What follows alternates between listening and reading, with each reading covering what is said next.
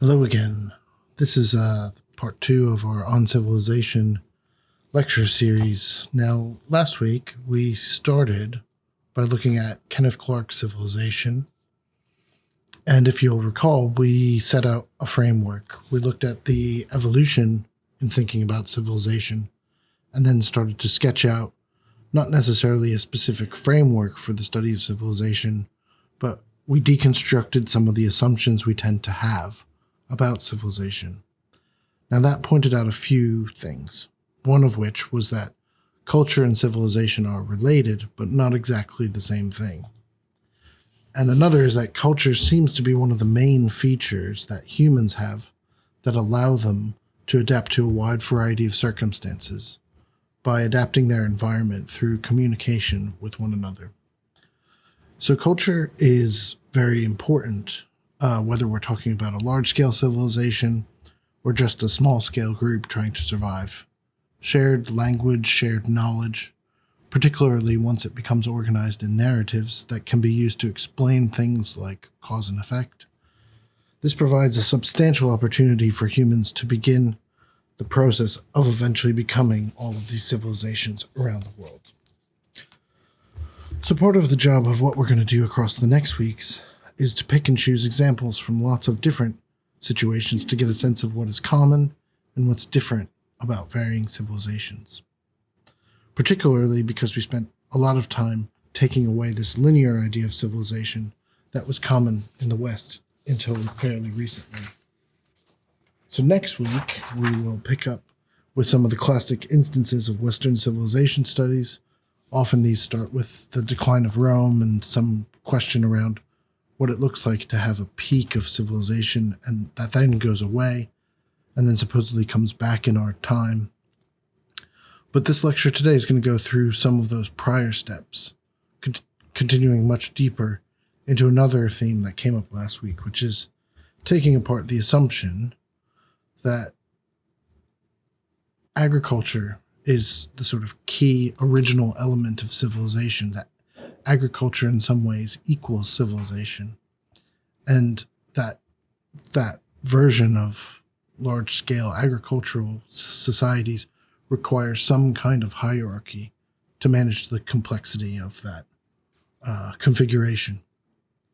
So we already pointed to a few examples of how that wasn't necessary, and we'll go into a few more of those across the course. But if agriculture is not the origin of hierarchy and civilization, what is the origin of hierarchy? We're going to spend quite a lot of time on that, and then eventually at the end, we'll sort an answer to that question. So the way we'll go through this today is just a bit more framework setting, that is, setting the ways that we think about these things. A lot of the material is about ancient religions, prehistoric religions, which was actually my first degree all the way back in 2003 from Rutgers University, Comparative Religious Studies. So it was nice to return to some of this. But what we're ultimately going to be looking at for the purposes of this lecture is we're not going to go to a single point of origin. There isn't a single point of origin. But if we were to say that there were these sort of primordial bases upon which civilization emerged, it would be from cultural and ritual practices rather than from agriculture. So we'll look at a couple ancient examples of those things and then conclude with a few more ideas that speculatively get us to the question, where does hierarchy come from? So the first analysis that underlines a lot of today's lecture is from Émile Durkheim. Durkheim was a French sociologist who was very important in establishing sociology as a discipline in France. So a lot of people who study him talk about an early and a late Durkheim, and when they speak of the late Durkheim, they're really talking about this elementary forms of religious life text. When he's writing this, he's really trying to answer a question that's bothering him about modern life, which is, by all accounts, it seems as though religion is going away. That is, society was becoming more and more secular. But that leads to the question, how does society actually hold itself together without these shared religious beliefs? So the way Durkheim and a lot of social scientists at the time approached that problem was by saying, let's look at simpler societies. They probably used the language of primitive or prehistoric societies, which we're not going to entertain, but ultimately what they were really talking about were Australian Aboriginal societies. Now, from our point of view, there's no particular reason to think these were some pre-civilized society. They're just different from us. But back in those days, the 19th century, they would have thought of them as an earlier version of humanity, which is running in this line. So from their point of view, if you studied them, the Australian Aboriginals, you'd be looking sort of directly at an early version of humanity. So Durkheim was interested in the difference between that type of society, which he called mechanical society, and the more complex organic society, which was divided into different sectors and functions, politics over here, schools over there, medicine over here, all very organized and differentiated. In contrast, mechanical societies were seen as simple, tribal, village-like. Everyone knew everyone, and everybody did everything that was required. That's what made them simpler societies. Now, Durkheim didn't even go to Australia. He just read some books about them. But from his reading, he concluded and developed this theory about the essence of why humans develop religion. His perspective, whether or not, which has been updated by decades of scholarship in religious studies, is still relatively central to how social scientists study religion and spirituality. So he begins with speculation about the very early stages of religious identification before developing his theory of totemic religion. So totems are objects and symbols that represent some kind of supernatural force. This could be gods, ancestors, animal spirits, whatever. And there would be rituals, celebrations, or festivals, and through these, societies develop a collective conscience, or in French, the conscience collective. Interesting thing about French is that this word conscience means both consciousness and morality. So Durkheim is talking about society's moral codes as well as the group understanding of the world and the cosmos. So the radical move that he makes, which might trouble a devout religious person, is the idea that all religions are ultimately societies projecting ideas about themselves onto these symbolic forces or totems, and then responding to those as if they were real. So it's a cycle. Society projects itself onto the totems, then responds to the totems as if they were not something that they themselves had invented. Out of this comes the well-known distinction between the sacred and the profane. The sacred is where a society projects what it wants to be, what's pure, clean, morally good, and profane is the corrupt, evil, worldly side. As the totemic system develops, religion takes on all these sacred elements, and the everyday world becomes more profane, mundane, and earthly. The relationships societies have with religion become something outside themselves, something that must be regularly reaffirmed through ritual, through the reconstitution of the society, of the sacred. So, in other words, it's our responsibility to reaffirm the good, sacred side of society. So Durkheim was talking about Australian societies, but he was really trying to answer this question about modern life, which is how does society function even though we don't have shared beliefs anymore?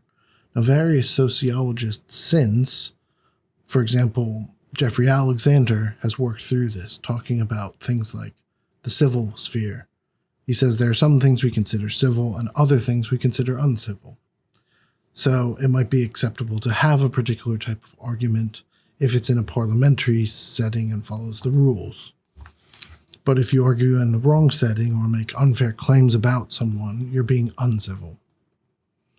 So Alexander's work is in a large part an updating of Durkheim's analysis of religion into how even modern life and modern culture are constructed out of meanings through binaries. And another French thinker also spent time thinking about how we create meaning through binaries. This is Claude Lévi-Strauss, and his project was to uncover the universal elements of humanity, the things that are in common across societies. And he noticed that all cultures have certain things in common. One of his favorite examples is the raw and the cooked. Every society eats something. Every society distinguishes between raw food and cooked food.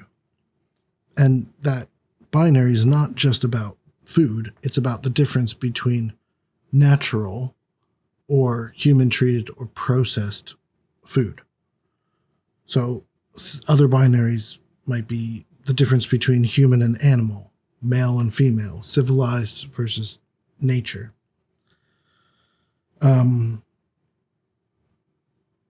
So Lévi-Strauss points out that all of these distinctions tend to emerge in most, if not all, societies. Even if the specific categories might vary, there's certain elements that are just part of the human condition that require meaning to be generated. So he also noticed that myths and mythologies across cultures share certain structures. So a fairly common myth is that there was some golden age in the distant past that somehow became corrupt, and this would be followed by some cataclysm like a flood. And this washes away the corruption and leads to a rebirth of some kind, which is where we are now. So it's always got a moral tale. Don't behave like they did in the past. Stay pure, and you'll be able to retain the world and its blessings as it is. So, although Lévi-Strauss's project was to uncover the binaries that are common across human civilization, by the 1960s and 70s, French philosophers began to question this. Michel Foucault, a post-structuralist, argued essentially against Lévi-Strauss, a structuralist, by emphasizing that a lot of these categories, these meanings, these binaries are socially constructed. They evolve over time and are deeply tied to power structures. For example, we can look at the invention of mental illness. In the Middle Ages, people we'd today call mentally ill existed, but they weren't seen that way. With the rise of medicine and science in the 18th and 19th century, new categories emerged, sane versus insane. Foucault argued that these categories don't just help people, they define them. Society says these people over there are insane, therefore we are sane. It's all about reinforcing norms and power. Once someone is labeled, they often internalize that identity. So it's not just language, it's also embedded in the institutions, practices, subjectivities. Another way of thinking about binaries, which comes up quite often in anthropology, is from the anthropologist Gregory Bateson, who introduced the idea of schismogenesis. That's a very big word that essentially means a lot of societies that live next to each other define themselves strongly as being the opposite of their neighbor. So if Britain is one way, France is the other way, and vice versa. In a lot of indigenous communities or civilizations, some would have these quite elaborate hierarchies, chieftains and so forth. But then the next tribe over would have none. They'd be a very egalitarian society. And it's not because either of these are particularly natural. It's that each identity and structure is in a relationship with the other. So it's very possible that one of these groups in the past spun off from the other and said, I'm sick of all these kings. We're going to set up a monarchy-free system over here on this side of the river. And then they'd put that into the myths and talk about how some mythic figure in the past gave them some special knowledge that told them not to have kings, and that's why they've kept not having kings. So this binary opposition with the neighbor or outgroup is very important for defining the identity of the people inside the group. A modern example that builds on Foucault's analysis is from the cultural theorist Edward Said, a Palestinian academic who worked in New York City. He talked about what he called Orientalism, which is a particular discourse, not dissimilar from the sanity-insanity binary we talked about. And what he was criticizing was how the East, or the Orient, was represented in the West, where all these fantasies, Arabian Nights, harems, violent tribal leaders, jihad, all of these things were exaggerated and created essentialized portrayals of this exotic place in the Orient. So maybe some of these could be based off of some grain of truth, like anything, but it's not obvious that there was particularly more of these things in the East versus the West. So like the example of creating the category of insane, it's not actually about what is happening in the East. It's about how the West purifies its own identity by saying, we don't subjugate our women the way they do over there. Or they don't even let women drive in Saudi Arabia. We would never do that here. So whether or not that's true is not really relevant. No one is particularly concerned about whether Saudi women can drive or not.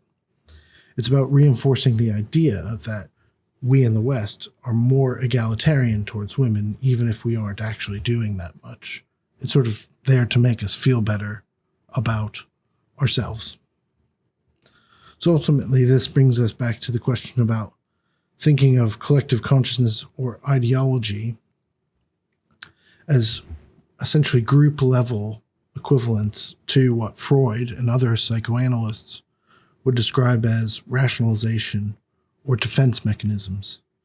So society projects externally the parts of itself it doesn't want to acknowledge. So ideologically, we'll say, we are civil, we have a democracy. Russia, our enemy over there, does not. Or we say, we have technology, that's what makes us great. Those primitive societies over there, they don't have technology. That's why they're weak. And these ideologies are ways of saying, these are the things that we value. This is what we consider sacred. While those other groups, who we may have never even met, they do bad things. They do the things that we don't like. If anything, we're trying to get rid of those things, and if needs be, we'll get rid of those things over there in due course. So this is the general framework. In particular, we've kind of talked through the way the binaries and this inclusion-exclusion within culture and ideology works. And that's what I wanted to set up before we delve a bit further. But now we're going to go back to our interest in hierarchy in agriculture. And many early civilizations archaeologists study are based in Mesopotamia on the Tigris and Euphrates, and cities like Ur, and they tend to focus on the Fertile Crescent, which stretches from more or less modern-day Israel and Palestine over to Syria and Turkey down to the Persian Gulf. And that's where something like 7 out of 9 major grains that we use today were domesticated, along with sheep and other core agricultural staples. So because of that, it's considered the birthplace of agriculture, and from that came large cities and empires. So scholars assume that agriculture and empire building were core features of civilization. But more recent archaeology has discovered large-scale, even monumental sites that are thousands of years older than those original Mesopotamian cities. One is this one here, Göbekli Tepe, from around 10,000 BCE, so that's about 12,000 years ago. This was discovered in southeast Turkey. So it's near the Euphrates, but a bit up from the source. You can see there's large stone monuments there, several thousand years before Stonehenge. They developed large-scale infrastructure for sizable populations to use.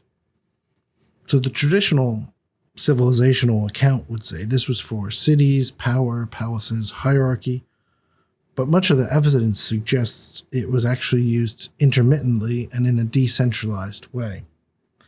Essentially, it was a seasonal ritual site.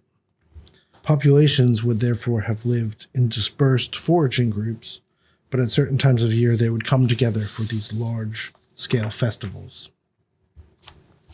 So sites like Göbekli Tepe show that the religious or ritual aspect of civilization actually precedes the urban hierarchical systems, even when we're talking about coordinating large stone monuments. People were therefore capable of large-scale monumental coordination well before permanent agricultural settlement. And so what brought them together wasn't political rulers or the need to organize agricultural surplus. It was the shared rituals and beliefs. So it's rituals, not food production, were the likely first major force in getting small groups to begin coordinating as larger societies.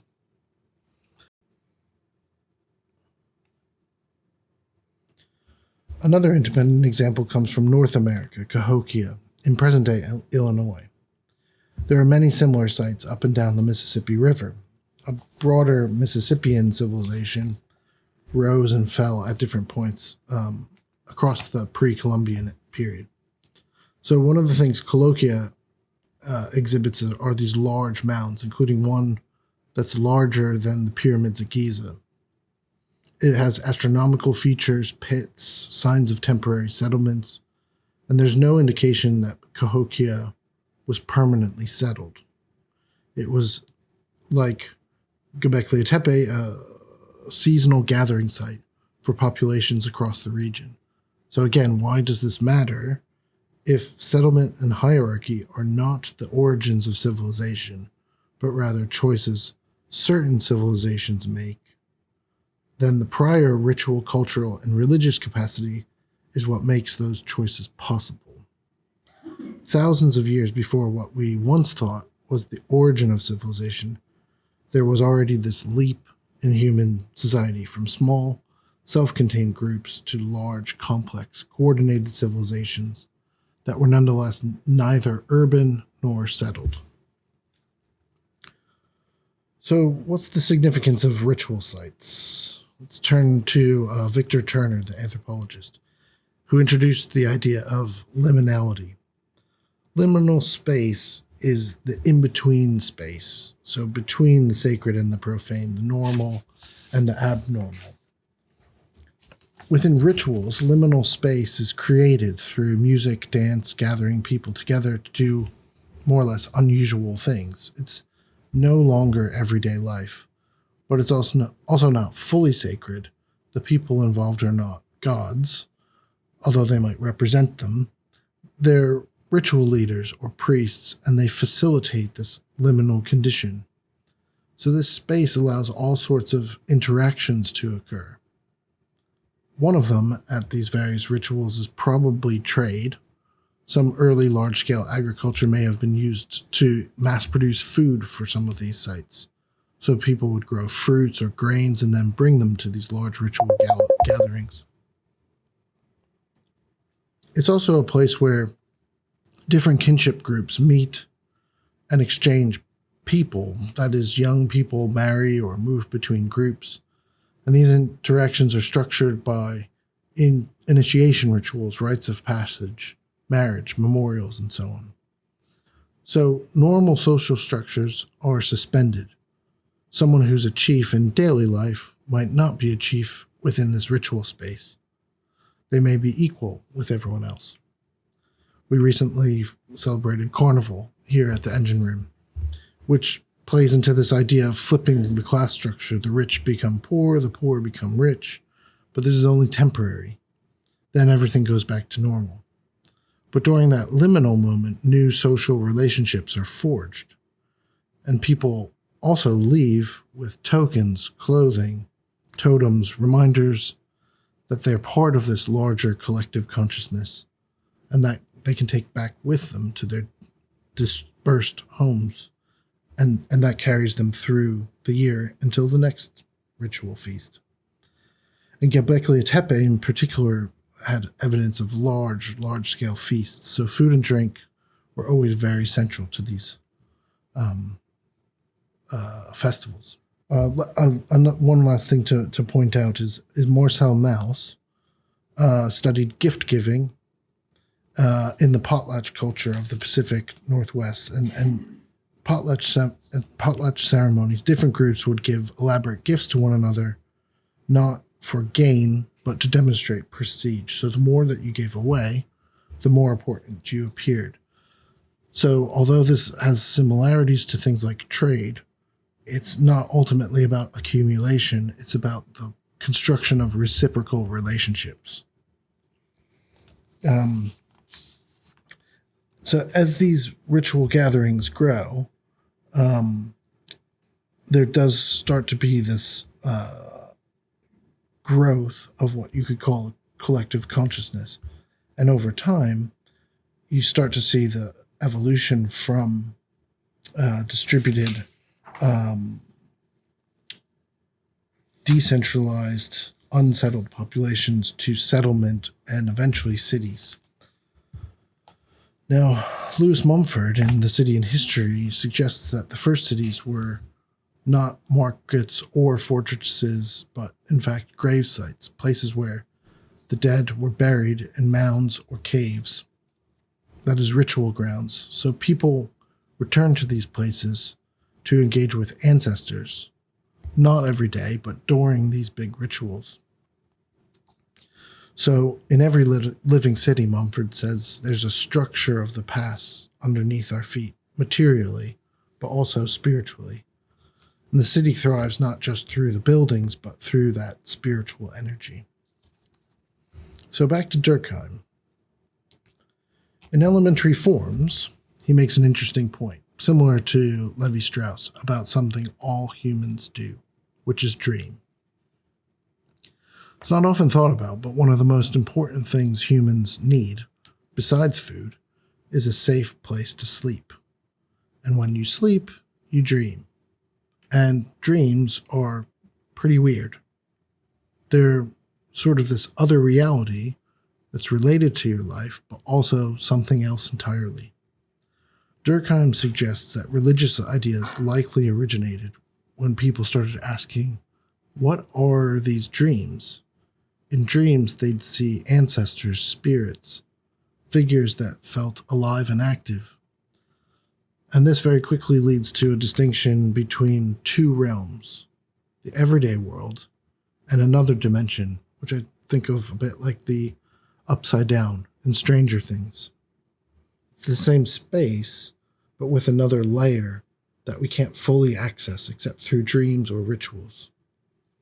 Sometimes these rituals involved hallucinogens or altered states, mental and physical experiences that were very unlike daily life. So most ritual sites were near burial grounds because of the relationship to ancestors, memories, dreams. The dead were gone, but they were still agents in the present. Sites like Göbekli Tepe and Cahokia were these portals between two worlds, reinforcing the symbolic connection between the living and the dead. So if people stopped returning to those places, the fear was that the ancestors would vanish, and with them, the influence they had on everyday life. And once societies became anchored to these sacred places, it acted like a magnet, drawing people back again and again.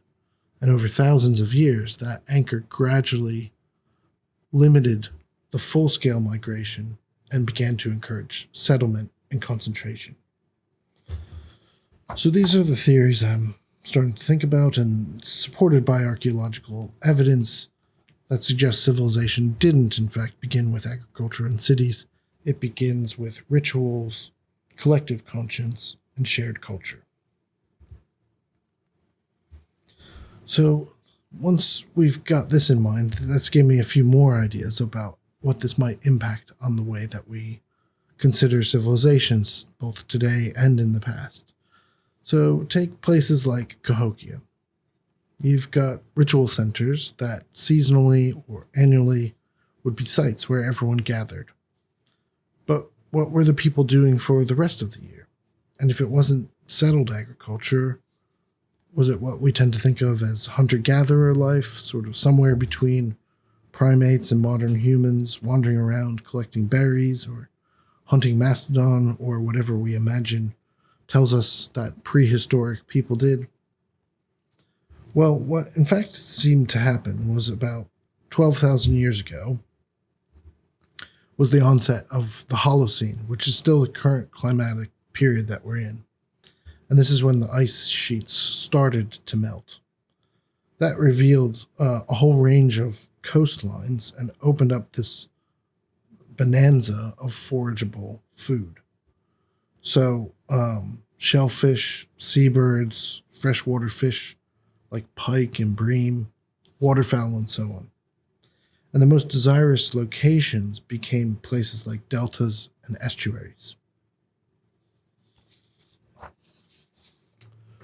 So as all these shorelines were revealed, it changed a lot about how foragers behaved. Large groups seasonally hunting big animals gave way to new patterns. Where it would have historically been steppe land, you now start to see forests and scrubland developing, and people started managing smaller animals, deer, boar, wild cattle, and they began intervening in these forests and brush-like communities more directly. They also started to manage fruit trees, nut trees, and oyster beds. It still wasn't domestic agriculture as we know it. We weren't seeing irrigated fields or crop rows, but it was human intervention to maximize food production. And they still moved seasonally across these regions. So sometimes it would be shrimping in the shoreline, and then it would be deer in the woods, and they'd kind of manage a region and move between those sites. And so what's interesting is that when farmers do begin to settle, they actually do so in the less desirable areas. So take Ptolemy's map of the Fertile Crescent. Now, this is taken much later from the Egyptian or Greek period, but it's a good representation of where the major parts of the Fertile Crescent are. And it shows what we think of as early large civilizations: Babylon, Mesopotamia, Syria. But actually, the deltas had the much larger populations before these infrastructures developed. So farmers were in fact settling in the less productive scrubland in the highlands. And so they had to milk the river tributaries through irrigation to make them work, because they didn't have as much access to these rich estuarial zones. So this in turn made me think about how certain kinds of agriculture, especially industrial agriculture, are harming the planet in countless ways. But what if these earlier civilizations point to an alternative way of managing landscapes, something between a total rewilding and a total domination of nature through industrial farming? What if we developed something like a new form of wild farming? And I was thinking about this in the context of Southport, where we are, which sits on an estuary in salt marsh, and thinking about what might the future be for this incredibly rich and diverse part of the country, which nonetheless is more unstable and difficult to settle on permanently. So that was one idea that I thought this lent itself to. Another interesting thread we can explore is the relationship between migration and the origins of cultural in-groups and out-groups. So I don't want to romanticize the period we've just discussed.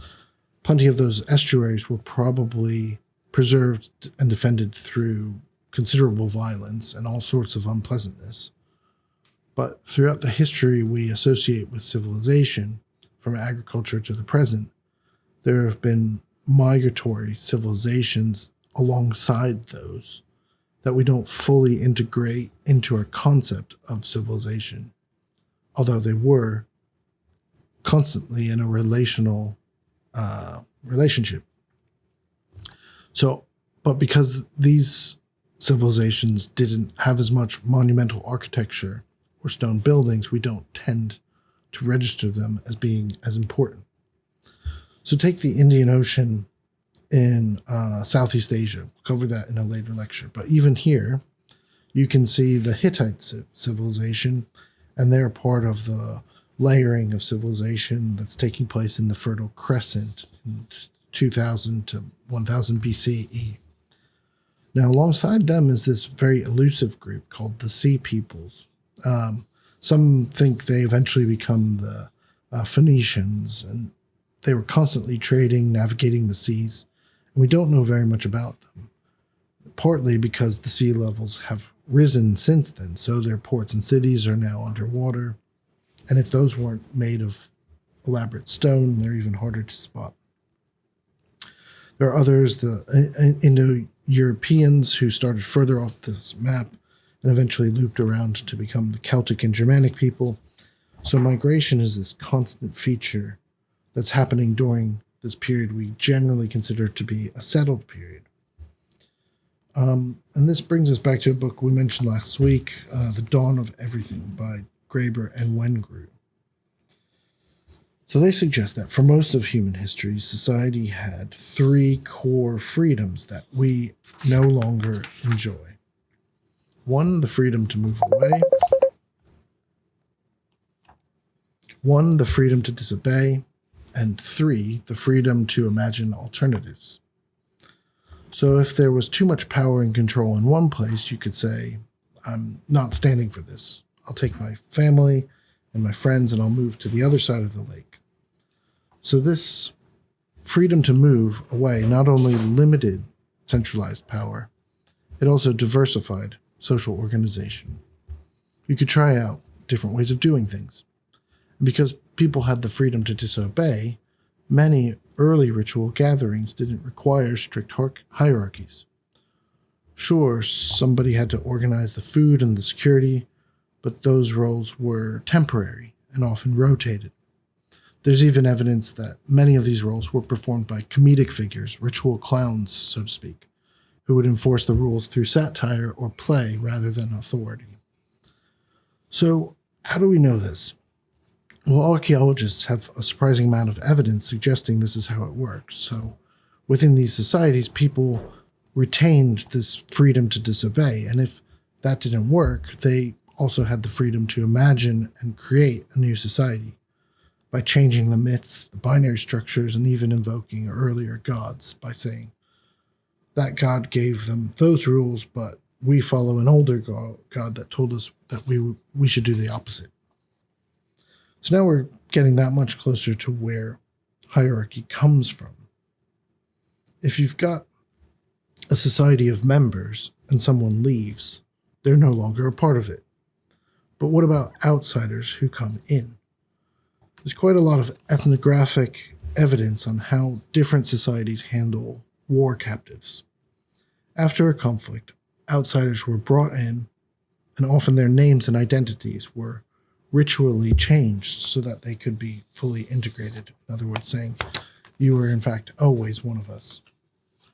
In many groups, there was this concept of full humanity only within the group, and outsiders were less than. They were not the same as the full humans in their group. But they could be made whole through ritual, which would make them a full member of their society. But something shifts when you start to get these larger scale civilizations, particularly trading empires. So Egypt, Greece, Rome, they begin to rely more and more on slavery. Now, slaves were essentially like permanent outsiders. They weren't fully human in social terms. They were part of society and necessary for it to run, but they were never allowed to become full members, full humans. And this immediately creates a dual structure at a minimum, different statuses existing within the same society.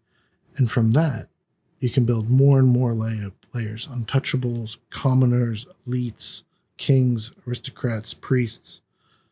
So that's one speculative origin of hierarchy, not necessarily coordination of complex infrastructure, but this means of including and excluding people in an unequal way within the same society, and thereby removing that freedom that on actually both sides of the equation.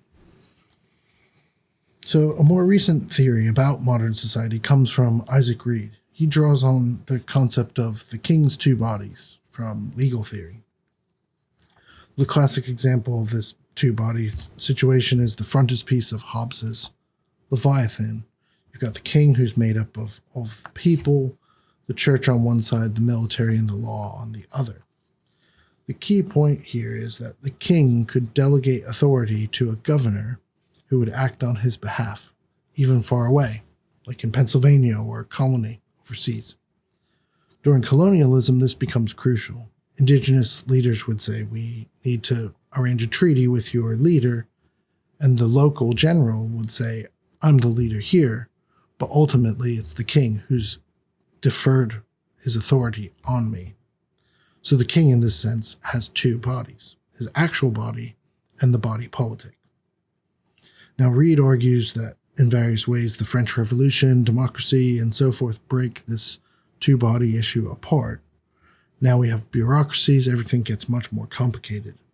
But in his core model, he distinguishes these three relations. One, you have the rectors, who are the ones with the authority, like the king or the governor, and then they engage in projects with actors, who are, in this situation, agents who carry out the orders of rectors. But there's always this third category, the other, the excluded group, that is not considered part of the system or part of the relation. And they're generally not treated as fully agents in their own right. So on the American frontier, Native Americans were the other. The rectors were the British royalty, and the actors were the generals, clerks, and local officials. So sometimes actors do try to integrate with one another.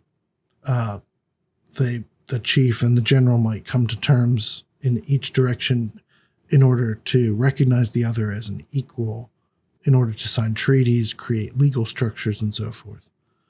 But the system always preserved this exclusion of the humans in and outside of the society that they're interacting with as others that are permanent others. So all this leads me to some final reflections on what's going on in contemporary society. So we've talked about binaries, the sacred and the profane, the inside and the outside. We've also discussed migration versus settlement. And maybe it's not natural to be as settled as we are. Maybe settlement is the exception in human history and not the rule. But modern civilization has built itself around borders, hard lines that say, we are this country and they are that country.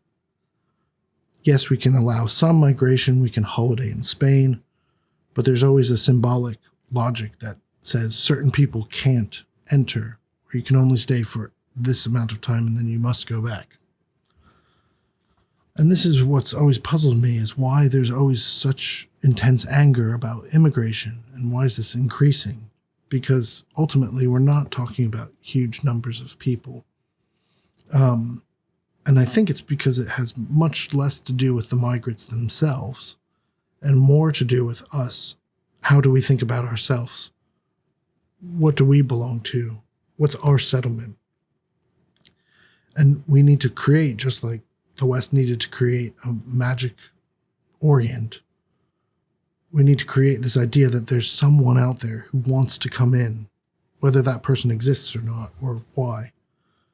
And maybe at the end of the day, that tells us more about our internal contradictions, our sort of failings to grasp collective consciousness, than it does have anything to do with actual borders and movement. So this is merely speculative, but some thoughts I wanted to bring to the table for this week's lecture.